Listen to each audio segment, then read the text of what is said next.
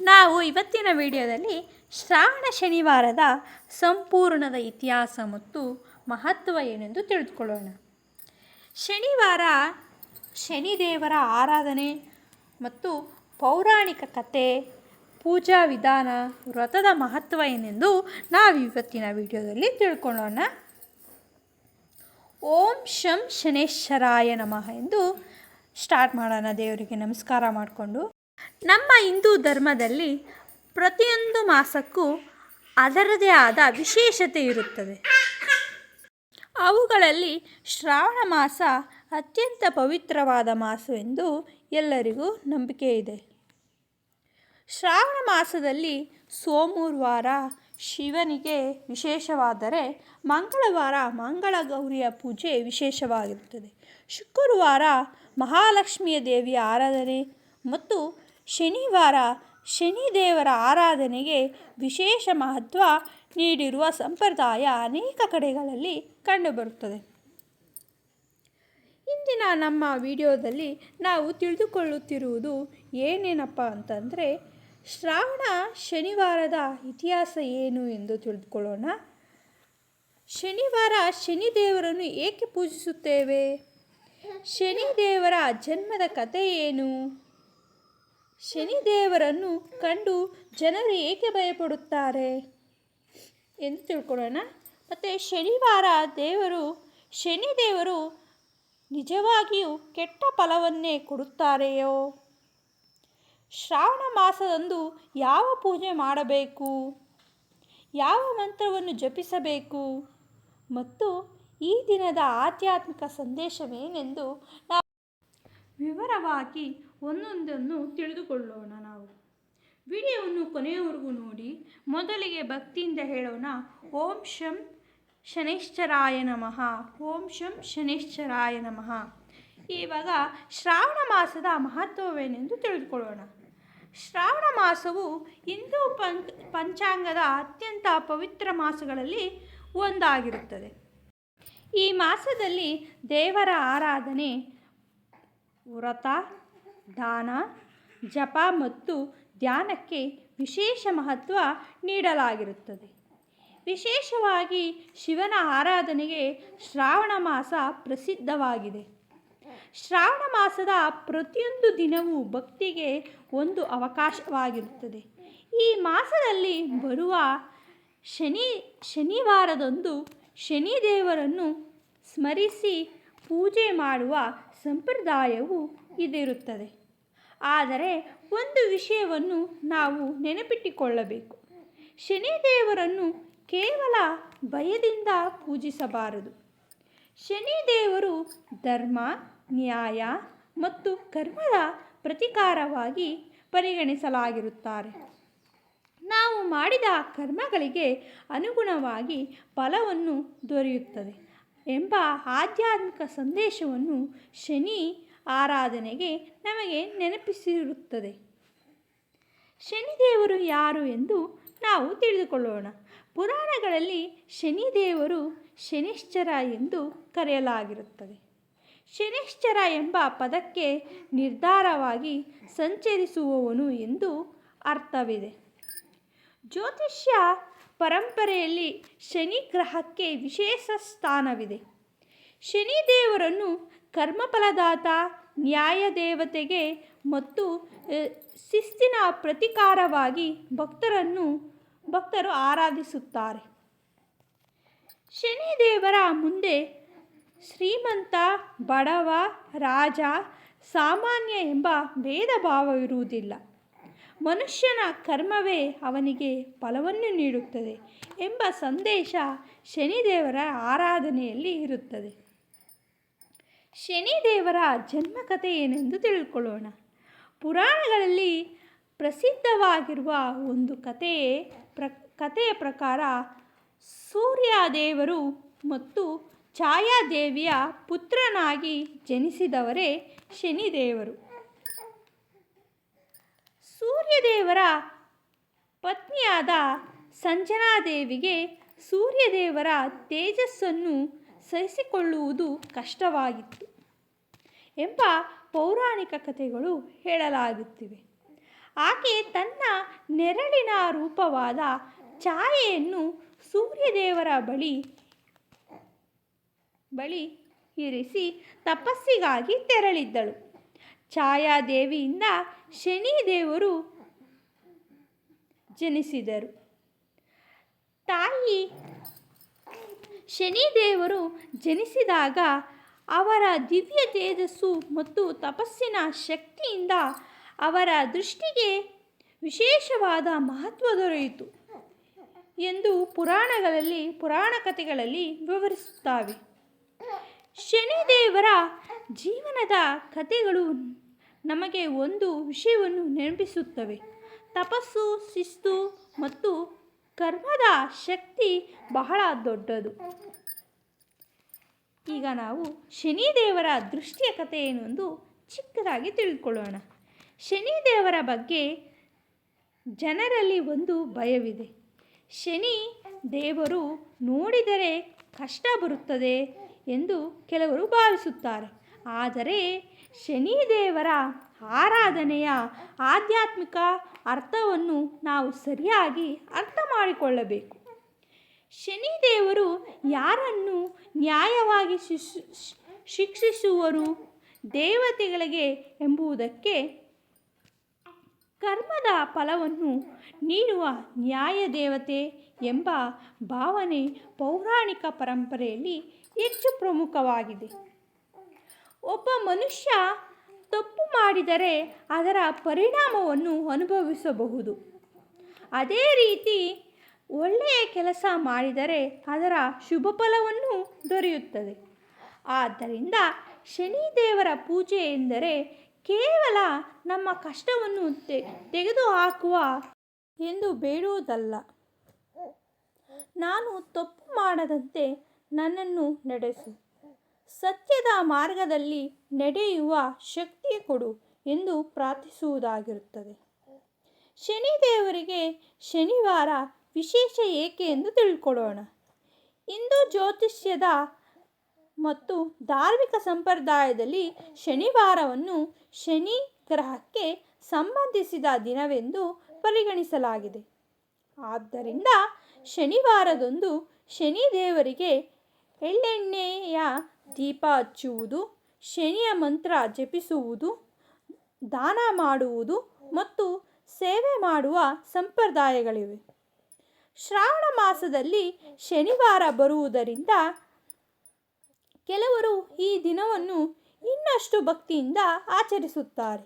ಆದರೆ ಪ್ರದೇಶ, ಕುಟುಂಬ ಮತ್ತು ದೇವಸ್ಥಾನದ ಸಂಪ್ರದಾಯದ ಪ್ರಕಾರ ಆಚರಣೆಗಳಲ್ಲಿ ವ್ಯತ್ಯಾಸಗಳನ್ನು ಕಾಣಬಹುದು. ಶ್ರಾವಣ ಶನಿವಾರದಂದು ಏನು ಮಾಡಬೇಕೆಂದು ನಾವು ನೋಡೋಣ. ಈಗ ಈ ದಿನ ಬೆಳಿಗ್ಗೆ ಬೇಗನೆ ಎದ್ದು ಸ್ನಾನ ಮಾಡುವುದು ಉತ್ತಮ. ಮನೆಯ ಪೂಜಾ ಸ್ಥಳವನ್ನು ಸ್ವಚ್ಛಗೊಳಿಸಿ ದೀಪ ಬೆಳಗಿಸಬಹುದು. ಶನಿವಾರ ಶನಿದೇವರ ಚಿತ್ರ ಅಥವಾ ವಿಗ್ರಹದ ಮುಂದೆ ಭಕ್ತಿಯಿಂದ ಪೂಜೆ ಮಾಡಬಹುದು. ಶನಿದೇವರಿಗೆ ಕಪ್ಪು ಎಳ್ಳು, ಎಳ್ಳೆಣ್ಣೆ, ಹೂವು ಮುಂತಾದವುಗಳನ್ನು ಸಂಪ್ರದಾಯಕ್ಕೆ ಅನುಗುಣವಾಗಿ ಅರ್ಪಿಸಬಹುದು. ನಂತರ ಶನಿದೇವರ ಮಂತ್ರವನ್ನು ಜಪಿಸಬಹುದು. ಓಂ ಶಂ ಶನೈಶ್ಚರಾಯ ನಮಃ, ಓಂ ಶಂ ಶನೈಶ್ಚರಾಯ ನಮಃ ಎಂದು ಈ ಮಂತ್ರವನ್ನು ಭಕ್ತಿಯಿಂದ 11 ಬಾರಿ ಅಥವಾ 21 ಬಾರಿ ಅಥವಾ 108 ಬಾರಿ ಜಪಿಸಬಹುದು. ಎಳ್ಳೆಣ್ಣೆಯ ದೀಪದ ಮಹತ್ವವನ್ನು ತಿಳ್ಕೊಳ್ಳೋಣ. ಶನಿವಾರ ಶನಿದೇವರ ಆರಾಧನೆಯಲ್ಲಿ ಎಳ್ಳೆಣ್ಣೆಯ ದೀಪಕ್ಕೆ ವಿಶೇಷ ಸ್ಥಾನವಿದೆ. ಶನಿವಾರ ಸಂಜೆ ಶನಿದೇವರ ಮುಂದೆ ಅಥವಾ ದೇವಸ್ಥಾನದ ಬಳಿಯಲ್ಲಿ ಶನಿ ದೇವಸ್ಥಾನದಲ್ಲಿ ಎಳ್ಳೆಣ್ಣೆಯ ದೀಪವನ್ನು ಹಚ್ಚುತ್ತಾರೆ. ದೀಪವು ಕತ್ತಲೆಯನ್ನು ದೂರ ಮಾಡಿ ಬೆಳಕನ್ನು ನೀಡುತ್ತದೆ. ಅದೇ ರೀತಿ ನಮ್ಮ ಜೀವನದಲ್ಲಿರುವ ಜ್ಞಾನ, ಅಜ್ಞಾನ, ಅಹಂಕಾರ ಮತ್ತು ತಪ್ಪುಗಳನ್ನು ದೂರ ಮಾಡಿ ಸತ್ಯದ ಮಾರ್ಗದಲ್ಲಿ ನಡೆಯಲು ಶಕ್ತಿ ದೊರೆಯಲಿ ಎಂಬುದು ದೀಪಾರಾಧನೆಯ ಆಧ್ಯಾತ್ಮಿಕ ಅರ್ಥವಾಗಿರುತ್ತದೆ. ಹನುಮಂತನ ಆರಾಧನೆ ಮತ್ತು ದೇವರು ಶನಿದೇವರೊಂದಿಗೆ ಹನುಮಂತನಿಗೆ ಸಂಬಂಧಿಸಿದ ಪ್ರಸಿದ್ಧ ಪೌರಾಣಿಕ ಕಥೆಯೂ ಇದೆ. ಒಮ್ಮೆ ಶನಿದೇವರು ಹನುಮಂತನ ಶಕ್ತಿಯನ್ನು ಪರೀಕ್ಷಿಸಲು ಬಯಸಿದರು ಎಂಬ ಕಥೆ ಪ್ರಸಿದ್ಧವಾಗಿರುತ್ತದೆ. ಹನುಮಂತನು ರಾಮನ ಸೇವೆಯಲ್ಲಿ ತೊಡಗಿದ್ದನು. ಶನಿದೇವರು ಹನುಮಂತನ ದೇಹದ ಮೇಲೆ ತಮ್ಮ ಪ್ರಭಾವ ಬೀರುವುದಾಗಿ ತಿಳಿಸಿದ್ದರು. ಆದರೆ ಹನುಮಂತನು ತನ್ನ ಕಾರ್ಯದಲ್ಲಿ ನಿರತವಾಗಿದ್ದನು. ಈ ಕಥೆಯ ಪ್ರಕಾರ ಶನಿದೇವರು ಹನುಮಂತನ ತಲೆಯ ಮೇಲೆ ಕುಳಿತುಕೊಂಡಿದ್ದಾಗ ಹನುಮಂತನು ತನ್ನ ತಲೆಯ ಮೇಲೆ ದೊಡ್ಡ ಕಲ್ಲನ್ನು ಇಟ್ಟುಕೊಂಡನು. ಶನಿದೇವರಿಗೆ ನೋವುಂಟಾಯಿತು. ನಂತರ ಹನುಮಂತನು ಭಕ್ತಿಯನ್ನು ಅರಿತು ಶನಿದೇವರು ಪ್ರಸನ್ನರಾದರು ಎಂಬುದನ್ನು ಪ್ರಸಿದ್ಧ ಪೌರಾಣಿಕ ಕಥೆ. ಆದ್ದರಿಂದ ಶನಿಯಂದು ಹನುಮಂತನ ಆರಾಧನೆಯನ್ನು ಅನೇಕ ಭಕ್ತರು ಮಾಡುತ್ತಾರೆ. ಹನುಮಂತನ ಭಕ್ತಿ, ಧೈರ್ಯ ಮತ್ತು ರಾಮನ ಮೇಲಿನ ನಿಷ್ಠೆ ನಮಗೆ ದೊಡ್ಡ ಪಾಠವಾಗಿರುತ್ತದೆ. ಶನಿದೇವರು ಏನು ಕಲಿಸುತ್ತಾರೆ ಎಂದು ಶನಿ ದೇವರ ಆರಾಧನೆಯ ಹಿಂದಿರುವ ಅತ್ಯಂತ ದೊಡ್ಡ ಸಂದೇಶವೇ ಕರ್ಮ. ನಾವು ಏನು ಮಾಡುತ್ತೇವೋ ಅದರ ಪರಿಣಾಮವನ್ನು ಅನುಭವಿಸುತ್ತೇವೆ. ನಾವು ಯಾರಿಗಾದರೂ ನೋವು ಕೊಟ್ಟರೆ ಅದರ ಪರಿಣಾಮ ನಮ್ಮ ಜೀವನದಲ್ಲೂ ಯಾವುದೋ ಒಂದು ರೂಪದಲ್ಲಿ ಕಾಣಿಸಿಕೊಳ್ಳಬಹುದು. ನಾವು ಯಾರಿಗಾದರೂ ಸಹಾಯ ಮಾಡಿದರೆ ಅದರ ಒಳ್ಳೆಯ ಪರಿಣಾಮ ನಮ್ಮ ಮನಸ್ಸಿನಲ್ಲಿ ಮತ್ತು ಸಮಾಜದಲ್ಲೂ ಮೂಡುತ್ತದೆ. ಆದ್ದರಿಂದ ಶನಿದೇವರನ್ನು ಪೂಜಿಸುವಾಗ ನಾವು ಹೀಗೆ ಪ್ರಾರ್ಥಿಸಬೇಕು: ಶನಿ ದೇವರೇ, ನನ್ನ ತಪ್ಪುಗಳನ್ನು ಅರಿತು ಸರಿಪಡಿಸಿಕೊಳ್ಳುವ ಜ್ಞಾನವನ್ನು ಕೊಡು ಎಂದು ಅತ್ಯಂತ ಸುಂದರವಾಗಿ ಪ್ರಾರ್ಥಿಸಿಕೊಳ್ಳಬೇಕು. ಶ್ರಾವಣ ಶನಿವಾರದ ವ್ರತ ಏನೆಂದು ನಾವು ಕೊನೆಯದಾಗಿ ತಿಳಿದುಕೊಳ್ಳೋಣ. ಕೆಲವು ಭಕ್ತರು ಶ್ರಾವಣ ಶನಿವಾರದಂದು ವ್ರತ ಆಚರಿಸುತ್ತಾರೆ. ವ್ರತ ಎಂದರೆ ಕೇವಲ ಆಹಾರ ಸೇವಿಸದಂತೆ ಇರುವುದಲ್ಲ, ಮನಸ್ಸು, ಮಾತು ಮತ್ತು ಕರ್ಮಗಳನ್ನು ಶುದ್ಧ ಮಾಡಿಕೊಳ್ಳುವುದು ವ್ರತದ ಒಂದು ಭಾಗವಾಗಿರುತ್ತದೆ. ಈ ದಿನ ಸುಳ್ಳು ಹೇಳದಂತಿರುವುದು, ಯಾರಿಗೂ ಅನ್ಯಾಯ ಮಾಡದಿರುವುದು, ಕೋಪವನ್ನು ನಿಯಂತ್ರಿಸುವುದು, ಬಡವರಿಗೆ ಸಹಾಯ ಮಾಡುವುದು, ಭಕ್ತರನ್ನು ದೇವರನ್ನು ಸ್ಮರಿಸುವುದು ಅತ್ಯಂತ ಮಹತ್ವವಾಗಿತ್ತು. ಆರೋಗ್ಯದ ಕಾರಣಗಳಿಂದ ಉಪವಾಸ ಸಾಧ್ಯವಾದರೂ ತಮ್ಮ ಸಾಮರ್ಥ್ಯಕ್ಕೆ ಅನುಗುಣವಾಗಿ ಸರಳ ಆಹಾರವನ್ನು ಸೇವಿಸಿ ಭಕ್ತಿಯಿಂದ ಪೂಜೆ ಮಾಡಬೇಕು. ದೇವರ ಆರಾಧನೆಯಲ್ಲಿ ಆರೋಗ್ಯವನ್ನು ನಿರ್ಲಕ್ಷಿಸಬಾರದು.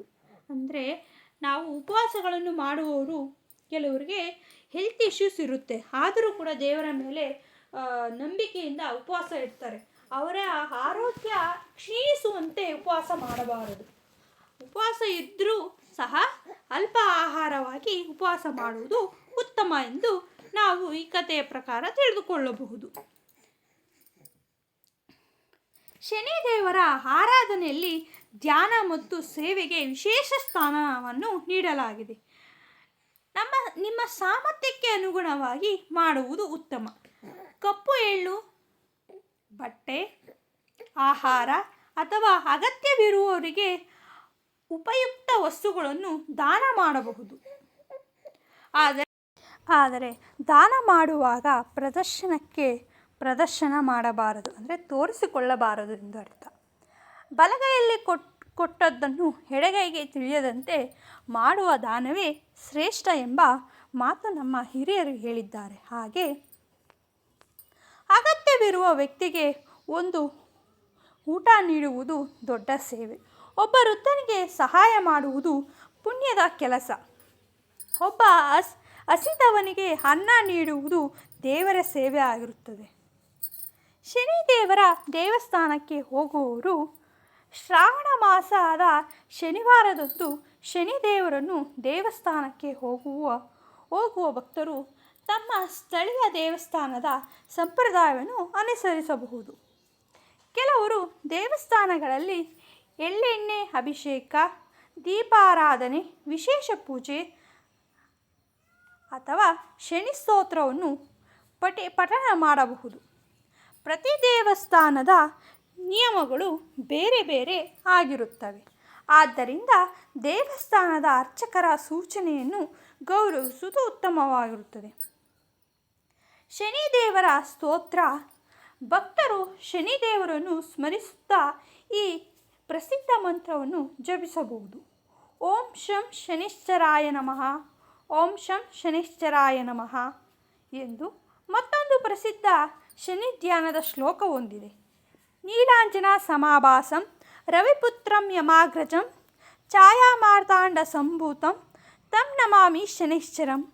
ಅಥವಾ ನೀಲಮಣ್ಣಿನಂತೆ ಪ್ರಕಾಶಿಸುತ್ತಿರುವ ಸೂರ್ಯದೇವರ ಪುತ್ರನಾದ ಯಮನ ಅಣ್ಣನಾದ ಛಾಯಾದೇವಿಯಿಂದ ಜನಿಸಿದ ದೇವರಿಗೆ ನಾವು ನಮಸ್ಕರಿಸುತ್ತೇವೆ. ಶ್ರಾವಣ ಶನಿವಾರದಂದು ತಪ್ಪಿಸಬೇಕಾದದ್ದು ಏನೆಂದರೆ, ಶನಿದೇವರನ್ನು ಪೂಜಿಸುವ ದಿನದಂದು ಭಯಪಡುವ ಅಗತ್ಯವಿರುವುದಿಲ್ಲ. ಅನಗತ್ಯ ಜಗಳ ಮಾಡಬಾರದು. ಸುಳ್ಳು, ಮೋಸ, ಇತರರಿಗೆ ನೋವು ಕೊಡುವುದು, ಅಹಂಕಾರ, ಅನ್ಯಾಯ ಇವುಗಳನ್ನು ದೂರವಿಡುವುದು ಉತ್ತಮವಾಗಿರುತ್ತದೆ. ಏಕೆಂದರೆ ಶನಿ ಆರಾಧನೆಯ ಮೂಲ ಸಂದೇಶವೇ ನ್ಯಾಯ, ಶಿಸ್ತು ಮತ್ತು ಕರ್ಮ. ಒಂದು ಭಕ್ತಿಯ ಸಂದೇಶ. ಒಬ್ಬ ದೊಡ್ಡ ವ್ಯಕ್ತಿ ಪ್ರತಿದಿನ ದೇವರನ್ನು ಪ್ರಾರ್ಥಿಸುತ್ತಿದ್ದ. ಅವನ ಜೀವನದಲ್ಲಿ ಅನೇಕ ಕಷ್ಟಗಳಿದ್ದವು. ಒಂದು ದಿನ ಅವನು ದೇವರಲ್ಲಿ, ನನಗೆ ಏಕೆ ಕಷ್ಟವನ್ನು ನೀಡುತ್ತಿದ್ದೀಯಾ ಎಂದು ಕೇಳಿದನು. ಅವನ ಮನಸ್ಸಿನಲ್ಲಿ ಒಂದು ಅರಿವು ಮೂಡಿತು. ನನ್ನ ಕಷ್ಟವನ್ನು ಮಾತ್ರ ತೆಗೆದುಹಾಕು ಎಂದು ಕೇಳುವುದಕ್ಕಿಂತ ಕಷ್ಟವನ್ನು ಎದುರಿಸುವ ಶಕ್ತಿಯನ್ನು ಕೊಡು ಎಂದು ಕೇಳಬೇಕೆಂದು ಮನಸ್ಸಿಗೆ ಬಂದಿತು. ಆ ದಿನದಿಂದ ಅವನು ತನ್ನ ಜೀವನವನ್ನು ಬದಲಾಯಿಸಲು ಪ್ರಾರಂಭಿಸಿದನು. ಸುಳ್ಳನ್ನು ಬಿಟ್ಟನು, ಮೋಸವನ್ನು ಬಿಟ್ಟನು, ಇತರಿಗೆ ಸಹಾಯ ಮಾಡಲು ಆರಂಭಿಸಿದನು. ಸ್ವಲ್ಪ ಸಮಯದ ನಂತರ ಅವನ ಜೀವನದಲ್ಲಿ ಶಾಂತಿ ಹೆಚ್ಚಾಯಿತು. ಈ ಕಥೆಯ ಸಂದೇಶವೇನೆಂದರೆ, ದೇವರ ಕೃಪೆ ಎಂದರೆ ಯಾವಾಗಲೂ ಸಮಸ್ಯೆಗಳು ಇಲ್ಲದ ಜೀವನವಲ್ಲ. ಸಮಸ್ಯೆಗಳನ್ನು ಎದುರಿಸುವ ಶಕ್ತಿ ಹೊಂದಿರುವುದು ದೇವರ ಕೃಪೆಯೇ ಆಗಿರುತ್ತದೆ. ಶನಿದೇವರ ಮುಂದೆ ಏನು ಪ್ರಾರ್ಥಿಸಿಕೊಳ್ಳಬೇಕು ನಾವು? ಭಕ್ತರೇ, ಶ್ರಾವಣ ಶನಿವಾರದಂದು ಶನಿದೇವರ ಮುಂದೆ ನಿಂತು ಹೀಗೆ ಪ್ರಾರ್ಥಿಸಿಕೊಳ್ಳಬೇಕು. ಏ ಶನಿದೇವರೇ, ನನ್ನ ಜೀವನದಲ್ಲಿ ನಾನು ಮಾಡಿದ ತಪ್ಪುಗಳನ್ನು ಅರಿತುಕೊಳ್ಳುವ ಜ್ಞಾನವನ್ನು ಕೊಡಿ. ತಪ್ಪುಗಳನ್ನು ಸರಿಪಡಿಸಿಕೊಳ್ಳುವ ಧೈರ್ಯವನ್ನು ಕೊಡಿ. ಯಾರಿಗೂ ಅನ್ಯಾಯ ಮಾಡದಂತೆ ನನ್ನನ್ನು ನಡೆಸಿ. ನನ್ನ ಕುಟುಂಬಕ್ಕೆ ಆರೋಗ್ಯ ಮತ್ತು ನೆಮ್ಮದಿ ನೀಡಿ. ಅವರಿಗೆ ಸಹಾಯ ಮಾಡುವ ಹೃದಯವನ್ನು ನೀಡು. ನನ್ನ ಕರ್ಮವನ್ನು ಶುದ್ಧ ಮಾಡಿಕೊಳ್ಳುವಂತೆ ಶಕ್ತಿಯನ್ನು ನೀಡು. ನನ್ನ ಅಹಂಕಾರವನ್ನು ದೂರ ಮಾಡು. ಸತ್ಯ, ಧರ್ಮ ಮಾರ್ಗದಲ್ಲಿ ನಡೆಯುವಂತೆ ಅನುಗ್ರಹಿಸು ನನ್ನನ್ನು ಎಂದು ಬೇಡಿಕೊಳ್ಳಬೇಕು. ಓಂ ಶನಿಶ್ಚರಾಯ ನಮಃ. ಶ್ರಾವಣ ಶನಿವಾರದ ಪೂಜೆಯ ಸರಳ ಕ್ರಮವನ್ನು ತಿಳಿದುಕೊಳ್ಳೋಣ. ಬೆಳಗ್ಗೆ ಮೊದಲಿಗೆ ಸ್ನಾನ ಮಾಡಿ ಮನೆಯ ಪೂಜಾ ಸ್ಥಳವನ್ನು ಸ್ವಚ್ಛಗೊಳಿಸಿ ದೀಪಗಳನ್ನು ಬೆಳಗಿಸಿ ಗಣಪತಿಯನ್ನು ಸ್ಮರಿಸಿ ನಂತರ ಶನಿದೇವರನ್ನು ಧ್ಯಾನಿಸಬೇಕು. ಓಂ ಶಂ ಶನಿಶ್ಚರಾಯ ನಮಃ ಎಂದು ಜಪಿಸಬೇಕು. ಸಾಧ್ಯವಾದರೆ ಶನಿ ಸ್ತೋತ್ರವನ್ನು ಪಠಿಸಿ ಸಂಜೆಯ ವೇಳೆ ಎಳ್ಳೆಣ್ಣೆಯ ದೀಪವನ್ನು ಹಚ್ಚಿ ಹನುಮಂತನನ್ನು ಸ್ಮರಿಸಬೇಕು. ನಂತರ ಬಡವರಿಗೆ ಅಥವಾ ಅಗತ್ಯವಿರುವವರಿಗೆ ನಿಮ್ಮ ಸಾಮರ್ಥ್ಯಕ್ಕೆ ಅನುಗುಣವಾಗಿ ಸಹಾಯ ಮಾಡಬೇಕು. ಶ್ರಾವಣ ಶನಿವಾರದ ನಿಜವಾದ ಮಹತ್ವವೇನೆಂದರೆ, ಶ್ರಾವಣ ಶನಿವಾರ ನಮಗೆ ಕೇವಲ ಪೂಜೆ ಮಾಡುವ ದಿನವೊಂದೇ ಅಲ್ಲ, ಇಂದು ನಮ್ಮ ಜೀವನವನ್ನು ಪರೀಕ್ಷಿಸಿಕೊಳ್ಳುವ ದಿನವೂ ಆಗಿರುತ್ತದೆ. ನಾವು ಯಾರಿಗಾದರೂ ನೋವು ಕೊಟ್ಟಿದ್ದೇಯೇ? ನಾವು ಯಾರಿಗಾದರೂ ಸಹಾಯ ಮಾಡಬಹುದೇ? ನನ್ನ ಮಾತು ಸತ್ಯವಾಗಿದೆಯೇ? ನನ್ನ ಕರ್ಮ ನ್ಯಾಯವಾಗಿದೆಯೇ? ನಾನು ನನ್ನ ಹಿರಿಯರನ್ನು ಗೌರವಿಸುತ್ತಿದ್ದೇನೆಯೇ ಎಂದು ನಮ್ಮನ್ನು ನಾವು ಪ್ರಶ್ನಿಸಿಕೊಳ್ಳುವ ದಿನವಾಗಿರುತ್ತದೆ. ಇದೇ ಶನಿದೇವರ ಆರಾಧನೆಯ ಆಂತರಿಕ ಅರ್ಥವಾಗಿರುತ್ತದೆ. ಅಂತಿಮವಾಗಿ ಒಂದು ಸಂದೇಶ: ಶನಿದೇವರನ್ನು ಭಯದಿಂದ ನೋಡಬೇಡಿ. ಶನಿದೇವರನ್ನು ನ್ಯಾಯದ ದೇವತೆಯನ್ನಾಗಿ ನೋಡಿ. ಕರ್ಮವನ್ನು ಗೌರವಿಸಿ, ಸತ್ಯವನ್ನು ಅನುಸರಿಸಿ, ಬಡವರಿಗೆ ಸಹಾಯ ಮಾಡಿ, ಹಿರಿಯರನ್ನು ಗೌರವಿಸಿ, ಯಾರಿಗೂ ಅನ್ಯಾಯ ಮಾಡಬೇಡಿ. ನಮ್ಮ ಜೀವನದಲ್ಲಿ ಕಷ್ಟಗಳು ಬಂದಾಗ ದೇವರನ್ನು ದೂಷಿಸುವ ಬದಲು ಆ ಕಷ್ಟದಿಂದ ನಾವು ಏನು ಕಲಿಯಬೇಕು ಎಂದು ಯೋಚಿಸೋಣ. ಶನಿದೇವರ ಆರಾಧನೆ ನಮಗೆ ಇದೇ ಪಾಠವಾಗಿ ನೀಡುತ್ತದೆ. ಮಂಗಳವಾರ ಪ್ರಾರ್ಥನೆ. ಈಗ ಕೊನೆಯಲ್ಲಿ ಎಲ್ಲರೂ ಭಕ್ತಿಯಿಂದ ಹೇಳಿಕೊಳ್ಳೋಣ: ನೀಲಾಂಜನ ಸಮಾಭಾಸಂ ರವಿಪುತ್ರಂ ಯಮಾಗ್ರಜಂ ಛಾಯಾ ಮಾರ್ತಾಂಡ ಸಂಭೂತಂ ತಂ ನಮಾಮಿ ಶನೈಶ್ಚರಂ ಎಂದು ಹೇಳಿಕೊಳ್ಳೋಣ. ಓಂ ಶಂ ಶನೈಶ್ಚರಾಯ ನಮಃ. ಓಂ ಶಂ ಶನೈಶ್ಚರಾಯ ನಮಃ. ಓಂ ಶಂ ಶನೈಶ್ಚರಾಯ ನಮಃ. ಶನಿದೇವರ ಕೃಪೆಯಿಂದ ನಿಮ್ಮ ಜೀವನದಲ್ಲಿ ಸತ್ಯ, ಧರ್ಮ, ಆರೋಗ್ಯ, ಶಾಂತಿ ಮತ್ತು ನೆಮ್ಮದಿ ನೆಲೆಸಲಿ ಎಂದು, ನಿಮ್ಮ ಕುಟುಂಬದ ಎಲ್ಲರಿಗೂ ದೇವರ ಆಶೀರ್ವಾದ ದೊರೆಯಲಿ ಎಂದು ಬೇಡಿಕೊಳ್ತಾ, ಈ ವಿಡಿಯೋವನ್ನು ಕೊನೆಯವಾಗಿ ನೋಡಿದ್ದಕ್ಕೆ, ಈ ವಿಡಿಯೋ ನಿಮಗೆ ಇಷ್ಟವಾಗಿದ್ದರೆ ಲೈಕ್ ಮಾಡಿ, ಶೇರ್ ಮಾಡಿ, ಸಬ್ಸ್ಕ್ರೈಬ್ ಮಾಡಿ. ನಮ್ಮ ಯೂಟ್ಯೂಬ್ ಚಾನಲನ್ನು ಸಬ್ಸ್ಕ್ರೈಬ್ ಮಾಡಿಕೊಳ್ಳಿ.